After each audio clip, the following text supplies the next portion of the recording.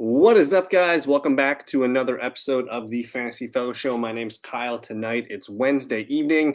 It's our Wednesday night live start, sit, hangout. We're going to be going over all of the relevant player injury news and practice updates from the day, as well as take any of your guys' questions from the chat room. So if you guys do have questions, get them into the comments, and I'll get to them as soon as I'm done kind of recapping all the injury news. But good evening to Harris. Good evening to Jerry Moo.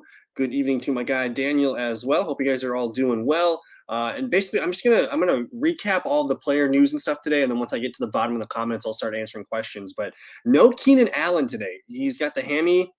He played before the bye week, and he kind of got hurt in that game, and it got worse over the bye week. So this does not look good. They're going to be without Keenan Allen probably this weekend, and Mike Williams for the next 3 or 4 games. So that leaves Josh Palmer and DeAndre Carter as their top receivers. So in terms of the pecking order for the Chargers offense, I mean, it's clearly Austin Eckler. He's going to be a beast. Maybe Gerald Everett, Josh Palmer, the next 2 guys here, and then maybe DeAndre Carter as a flex option this week. But yeah, not looking good for Keenan Allen. Julio Jones and Russell Gage both not practicing on Wednesday. Should not be relying on these guys for fantasy at this point. Christian Watson not practicing with a concussion. James Conner practicing in limited capacity. The Cardinals did put Darrell Williams on. I believe they put him on IR. There might be a report out there, but it looks like James Conner's got a chance to play this weekend, so we'll watch for him. If Conner plays, you're going to want to play him. If Eno Benjamin gets to start, he's worth an RB2 spot. Not sure what's up with Derrick Henry. They listed him as limited with a foot injury on Wednesday. Damian Harris not practicing with an illness. At this point, I don't know if we can play Damian Harris. Ramondre Stevenson's just looking way too good. Damian Harris is just kind of an emergency RB2 flex play at best right now. Cooper Kupp, they've been saying all the right things. Sorry. They've been saying all the right things about Cooper Kupp. I'm not sure if he's going to play. They've kind of been saying like he's going to play, but he's got this ankle thing. He did not practice today. We'll watch for his reports throughout the rest of the week. Darren Waller. Sorry, I have to sneeze. My bad. But Darren Waller limited at Wednesday's practice, on track to play. The Raiders need something on offense, and Waller could be very helpful. DeAndre Swift not practicing today. This one was weird. There were some quotes of Dan Campbell today saying that they probably got him too many touches, which is a concern. And for him not to practice today with ankle and shoulder injuries, I mean, I think at this point we're ranking Jamal Williams ahead of DeAndre Swift. I'd probably go with Jamal as a running back too, and I think DeAndre Swift's more of a flex play at the moment right now. Brandon Cooks, clearly unhappy that he did not get traded. He sat out of practice on Tuesday and Wednesday for personal days. Maybe there's something else going on besides not being traded, but he's listed as questionable for tomorrow night. I think if you're relying on him, he's probably a low-end wide receiver 3 flex play at best. Not a good matchup. Not a good matchup going up against Philadelphia. I don't expect a good number from him if he does play. So if you have someone, I mean, at this point, I'd rather play a guy like Josh Palmer, maybe something like that. So if you guys do have Brandon Cooks questions, let me know. And again, Josh Palmer cleared concussion protocol. He's going to be the number 1 receiver this week. Steven Sims expected to step into slot duties for Pittsburgh with no Chase Claypool. I actually think the absence of Claypool is really good for Pat Freiermuth. So he's a tight end 1 going forward. And yeah, the Steelers are on bye this week, so no worries there. Now, Chuba Hubbard, limited Wednesday today. Not sure if he's going to play. If he does play, I don't think he's useful for fantasy yet. We want to see what he looks like because Deonta Foreman just looks way too good. Foreman's a running back 2, maybe a borderline RB1 this weekend, so fire Foreman up. J.D. McKissick not practicing with a neck injury. That to me that boosts Antonio Gibson. Like Gibson's a running back 2 for me at this point. He's the clear guy there that I trust from the Commanders' backfield. So I'm going to rank them as Gibson, Brian Robinson, and then I think McKissick is kind of unusable right now. Alan Lazard practicing today, so good news there. We got Jonathan Taylor not practicing today. And when this news came out, I think everybody ran to their waiver wires and picked up Deion Jackson. Of course, Nyheim Hines is now with the Buffalo Bills. He should be on rosters. If he's not, go ahead and pick him up. But Jonathan Taylor, he had that ankle injury that made him miss a couple games earlier in the year. And now he re-aggravated it in week 8. And he's not practicing today. So maybe this is a multi-week injury. Not sure remains to be seen, but I think Deion Jackson's worth a hold at this point. Deion Jackson looked really good in those 2 weeks with no Jonathan Taylor. So go ahead and scoop him up and hold him if you can. Cordero Patterson returned to practice today. He's been activated. He's got a good chance to play. And going up against the Chargers defense is very bad against opponent running backs. I'm pulling up the information right now. The Chargers allowing let's see here, against the running back. They're the second worst team against running back, so they allow a lot of points to the fantasy position there. And then here we go with the TJ Hawkinson trade yesterday. That's going to leave an opening for Brock Wright or this rookie, James Mitchell. Now, Brock Wright's more of like a typical line, like a blocking inline tight end. He's not really an athletic guy. James Mitchell's an athletic player. He's going to be the guy that I think excites us more for fantasy. So if you're in a deeper league and you want to grab someone, maybe James Mitchell, interesting guy here. So yeah, good evening to Daniel. We got Jason in the lineup here. Start Lawrence or Derek Carr? Well, based on fantasy points per game, like Trevor Lawrence is not going to get a better matchup all year. The Raiders allow the most fantasy points per game. And if your scoring format uses like 4-point passing touchdowns, the Raiders are allowing basically 22 points per game. So maybe he doesn't hit the 22, but if he gets, 17, 18, you're feeling pretty good about that. And the Jags, their defense is actually like okay. They're average. They're allowing about 16 points per game. So to me, I'm going to roll with Trevor Lawrence. I like the way ETN's playing. I like Christian Kirk, Evan Ingram, Zay Jones. I'm going to lean with the Jags at home and go Trevor Lawrence. Good evening to Ryan. Aiden's got his weekly question of pick 2, Mostert, Walker, Swift, Herbert, and Chuba. For sure, Walker. Walker is the clear best one of the group here. I'm thinking Mostert is probably if you have to pick one between Mostert and Herbert, I'm going to pick the team that's probably going to win the game, and that's going to be the Miami Dolphins. The Chicago Bears allowing the 25th most points per game to the position here. So it's a good spot for Mostert. It is in Chicago. I don't know if that changes anything, but I do like Mostert quite a bit. With Swift, I'm not sure what to think about this missing practice today. And then Dan Campbell, of course, saying, I don't know if they gave him too many touches. So I'm going to rank them as Walker, like tier 1 above.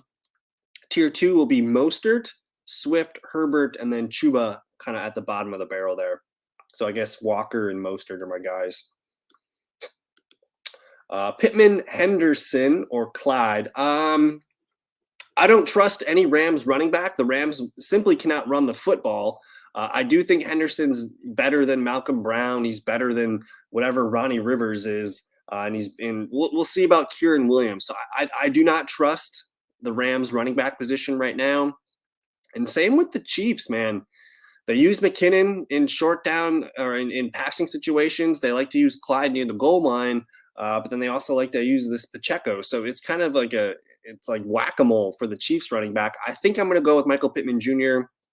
I know the matchup against the Patriots is not great, but he's kind of the safest play. I think he's going to get. Last week he had 9 targets. I think he's probably going to be in that window. So Pittman, probably the safest play of the group. Harris says Jacoby Myers or Gabe Davis. Non-PPR. In a non-PPR setting, you got to ask yourself who's more likely to catch a touchdown. With that being said, the Colts, one of the best teams against the wide receiver. They've only allowed 4 touchdowns all year. The Jets going up against Buffalo, they've allowed 8 touchdowns. So I'm going to lean with Gabe Davis. I'm attaching myself to Josh Allen in this question as well. So Gabe Davis is my non-PPR guy. And I know the problem with Gabe Davis is like, yeah, he'll get me 2 for 20, but then I don't want to miss out on that 4 for 90 and 2 touchdown game. I think the ceiling there for Gabe Davis is legit. Kyle Pitts, I think he's worth starting. He's starting to come alive, and I think they're starting to understand that like the better Kyle Pitts does, that the better their team does. Now he's tight end 18 on the season, but some of his best games have come up recently, and he, of course, had 5 for 80 and 9 targets last week against the Carolina Panthers. Now, the Chargers allowing The Chargers are kind of middle of the road against tight end. They've only allowed 1 touchdown all year, but maybe you see a nice floor game. So I think if you have, I mean, you'd have to have a really good tight end above Kyle Pitts.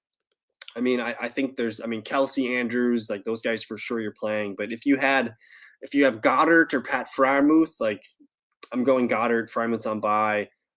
It depends on who your backup tight end there is, man. But I think you're gonna roll with Pitts, Dylan, Dion, or Eno. So with Dion, if you tell me Jonathan Taylor's not going to play, it's a tough matchup for the Colts going against the New England Patriots. But if no Jonathan Taylor, I think he's got your highest floor.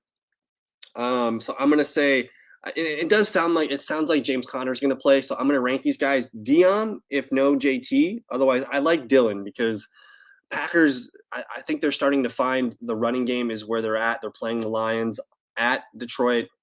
They're going to expect to run the ball a lot there. So I'm going to say it's between Dylan and Dion. And basically, if no Jonathan Taylor, I'll go with Dion. Choose 3. Swift, Foreman, Palmer, Mooney, Dion, Duvernay available on waivers. I mean, I think the 2 that stick out to me are like Foreman, yes. And I think you're going to play DeAndre Swift, assuming he's going to be good to go. And then I do think, again, if no Jonathan Taylor, Deion Jackson's probably your 3rd best guy. But otherwise, I mean, the receivers I'm going to rank as Palmer, Duvernay, Mooney. I don't trust the Bears receivers. Now that Claypool's there, Komet's catching touchdowns, like Mooney's not really a guy that I'm looking at. So I'm going to rank him last. So I will say this. If you're nervous about Swift, go with Foreman and Jonathan Taylor's replacement, Deion Jackson. Like if we get confirmation that JT's out, go Foreman and Deion Jackson. And then I think I'm going to play Josh Palmer because the Chargers playing Atlanta gives up the most wide receiver points per game here. So it's a good spot for Palmer. So I hope that helps.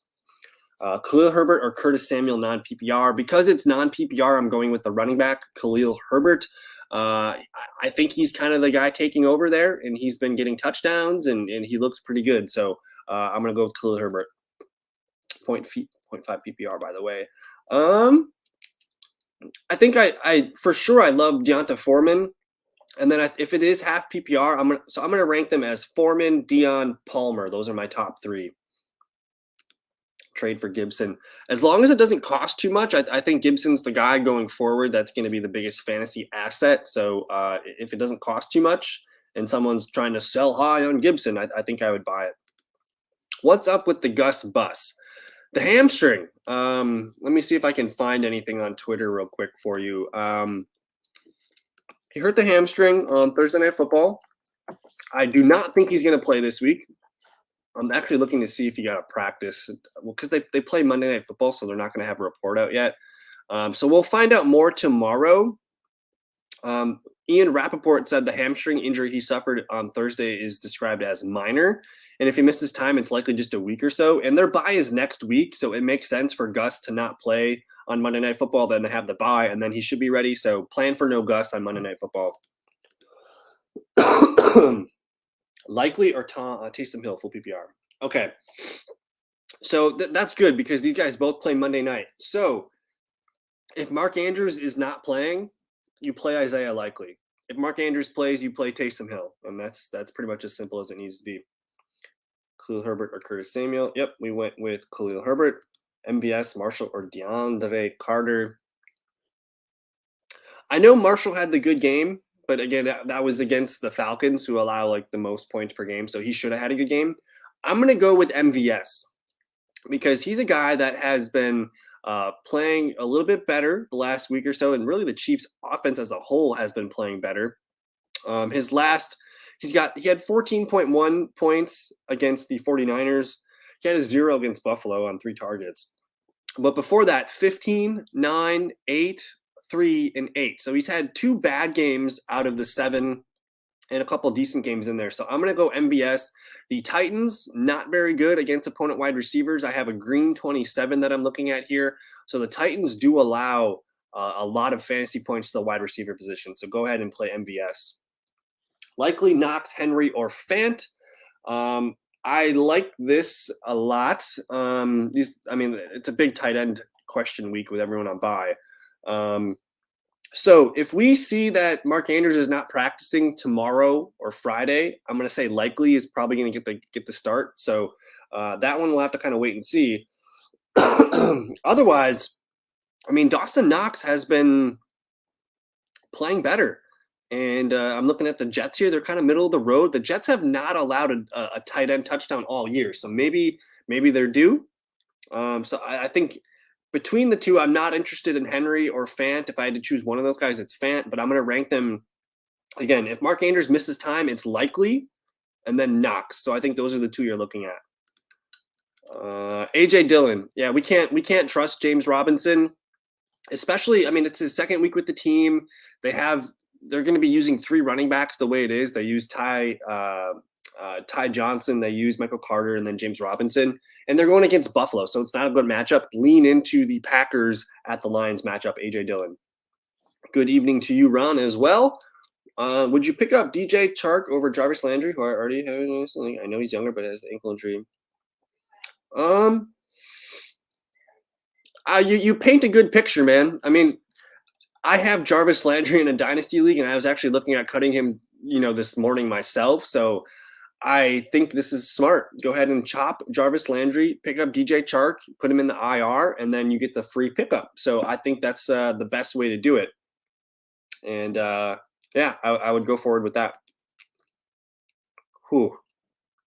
So full PPR, that's tough.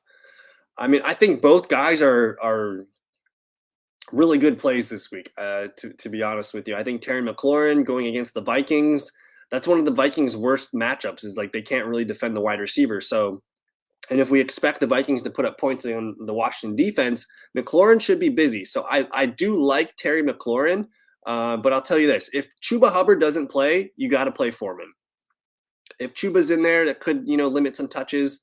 So I think it's hard to answer right now. I think either way, though, both guys going to have good games. So this is a good problem to have. But if no Chuba, I gotta play Deonta Foreman right now.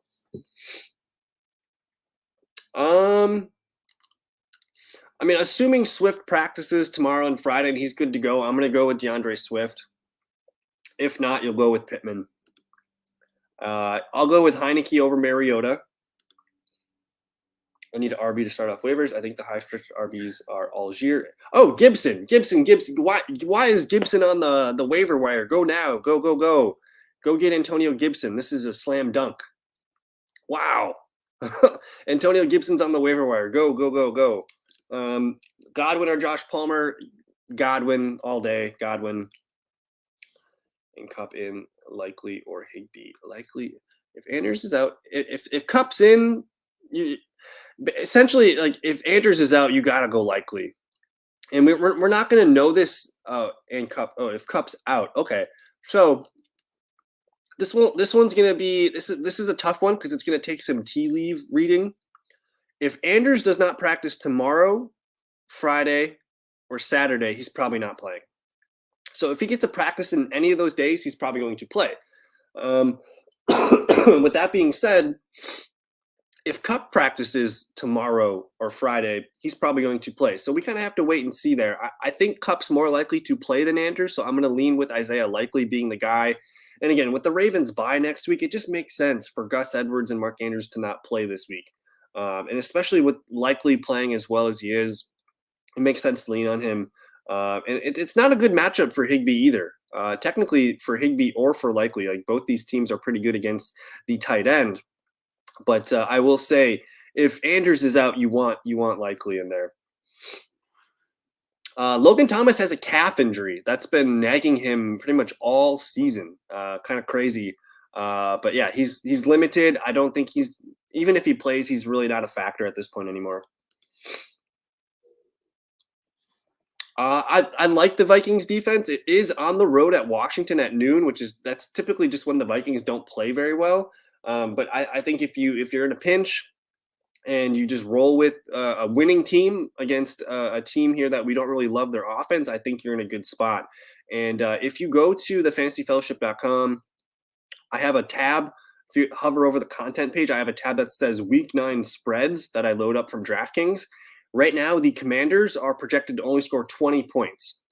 The Vikings projected to score 23.5. So I do see the Vikings holding the Commanders to maybe, 2 touchdowns and a field goal type of thing. And yeah, thank you. Hit the like button, subscribe if you guys are new. It helps the algorithm grow. We're headed for 600 subscribers next, so that's the next goal. I mean, if Mark Andrews isn't practicing and we get a good idea that he's not going to play, it's likely. You want Isaiah Likely. Pierce or St. Brown PPR? I think it's going to be tough for Texans to look good tomorrow night.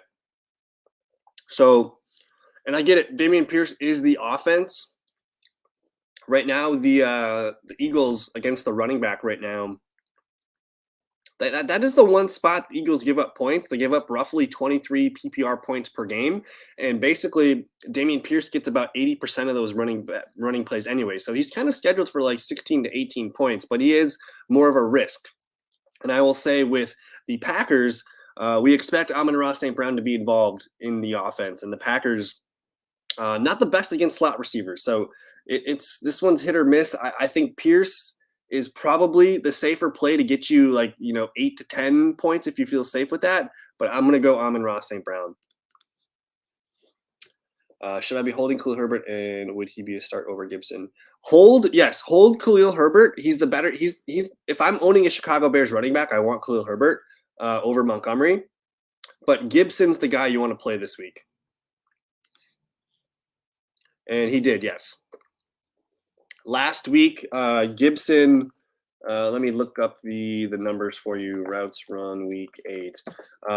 Basically, everything kind of flip-flopped from what we thought we knew. We all thought it was going to be Brian Robinson being the guy. Not so much anymore. So in terms of snaps, Gibson got 22 snaps, McKissick got 22 snaps, and Robinson got 15. But Gibson got 7 carries and 7 targets. McKissick only got 2 targets and 5 carries, and Robinson only got 8 carries and 0 targets. So Gibson is the guy, and it looks like J.D. McKissick might not play this week. So that would be even more passing work for Gibson this week. So it's looking like Gibson's back in our good graces. Trade Al Robinson over Swift. I'm cool with that, especially in PPR, man. I mean, Robinson's not really a guy that we trust. He's probably just sitting on your bench anyways. And I mean, at this point, Montgomery's kind of just a low-end RB2. I think I'd rather upgrade to Swift if you could. So I'm cool with it. Evening to Trey. Full PPR, start 1. AJ Dillon, Pitts, or Devonta Smith. Worried about the Eagles just running it down the Texans. Thanks and good luck this week. Whew. So, It's kind of a double-edged sword, isn't it? Like, say the Texans come out and they just stink on defense, and Miles Sanders gets a touchdown, or if there's like a Eagles defensive touchdown and they just only have to throw the ball 15, 20 times. I get it. Like that does make me a little bit nervous. But I will say this. Last week, everything was working for the Eagles, and they kept passing the ball. They blew out the Steelers. So I still expect them to get Devonta Smith targets. They threw 4 touchdowns last week, and Devonta didn't get one of them. Like he's probably got good odds for a touchdown this week. So I'm going to rank them as Devonta Smith's your best start. I'll go AJ Dillon 2, Kyle Pitts 3. But yeah, I don't want you to. I don't want you to get 7 points with Devonta Smith, but I do think he's got the highest ceiling out of all the guys that we're looking at here. So I'm going to roll with him. And again, I mean, A.J. Brown had 3 touchdowns. I don't know if you saw, but on the 3rd and final A.J. Brown touchdown, Devonta Smith was wide open in the middle of the field, and Hurts just threw it into double coverage for A.J. Brown. So, like, there's some good plays coming Devonta Smith's way. Hold Aaron Jones this week. You need him this week. Against the Lions, if you want to trade him after this Lions game. Is Jeff Wilson going to split Mostert? I have Mostert starting right now, but I think long-term, we might see Jeff Wilson start to knock on the door and steal some of Mostert's stuff. But for this week, again, it's his first week with a new team. He's literally just landed in Miami today. Today's Wednesday. So maybe he was able to practice. Again, there's just so much going on. I think Mostert's the guy this week, but we might see kind of a more 50-50 approach. So if you could sell high on Mostert, this might be the last week to do it. And we always known Mostert's kind of an injury-prone back to begin with. So if you could get rid of Mostert, I think this is the week to sell high. Yes, go and get Antonio Gibson in full PPR. Whew, Metcalf or Olave? Metcalf or Olave? That one's tough. I'm going to lean with Olave. It's the Ravens. Ravens have been giving up some big games to receivers. I mean, I love DK Metcalf. He's still got the knee thing. Lockett's playing good, though. I think Olave is kind of the only game in town, so I'm going to say Olave.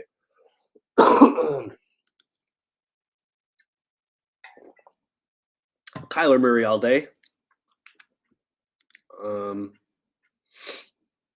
I don't know if he's finally hitting stride, if it was just the matchup last week or what, but I do think that Drake London's not playing good right now. I think they've understood that Pitts is their best player. They're also getting Cordero Patterson back. But if you look at Kyle Pitts' numbers, I mean, in his last 5 games, he's been over double digits. 3 games. He's kind of on an every other game situation.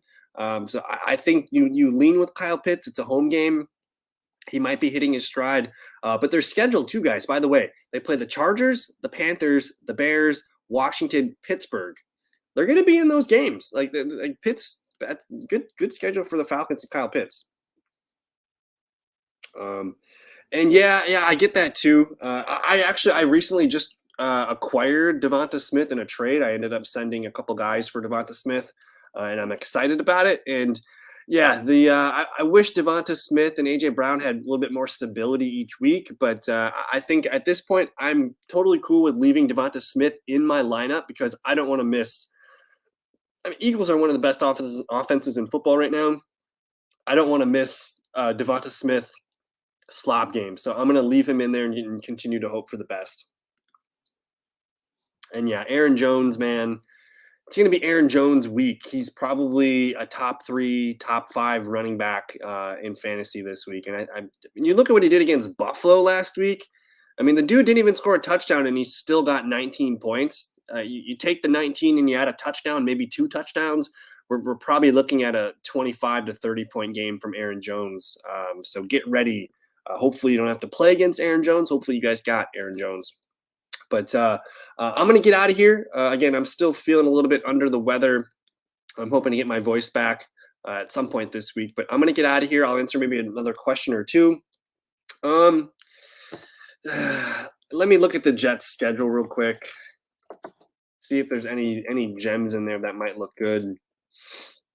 The thing about the Jets is, like, I don't trust Zach Wilson to put the defense in good positions, but they play Buffalo, then they're on a bye, then New England, Chicago, Minnesota, Buffalo. They get Detroit, Jacksonville, Seattle to end the year, which is fine, but it's going to be turbulent the next few weeks. Buffalo, not doing it. Bye week 10, so burning a hole in your lineup for 2 weeks. And then New England, Chicago, Minnesota. I don't know if I feel great about it. So I don't know if they're necessarily a hold. Maybe let someone else deal with it. But tomorrow night, guys, we will be going live 6:30 p.m. Central Time. We'll go live about 45 minutes before kickoff. We got a Thursday night football game. Not sure how good it's going to be. Hurts and the boys versus the Texans. So we'll see. But anyways, thank you guys for watching. Like the video, subscribe if you are new, and have a good night. We'll see you guys tomorrow. Peace.